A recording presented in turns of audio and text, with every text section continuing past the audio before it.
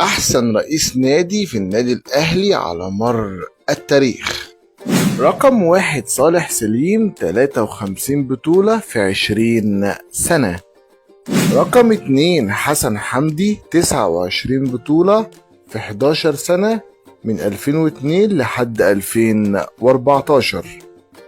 رقم 3 محمود الخطيب بعد رفض دخول الانتخابات السنة دي 22 بطولة في 7 سنين من 2018 ل 2025. رقم 4 محمود طاهر 14 بطولة في 3 سنين فقط من 2014 ل 2017. الراجل ده لو كان كمل كان هيعمل حاجة في النادي الأهلي. رقم 5 اللواء عبد المحسن المرتجي الله يرحمه 10 سنين مع الأهلي 8 بطولات. مسك الأهلي على فترتين. طبعا الكل اتفاجئ من كابتن محمود الخطيب بالاعتذار عن خوض انتخابات مجلس إدارة النادي الأهلي. رأيك كأهلاوي من يصلح لرئاسة الأهلي الدورة القادمة؟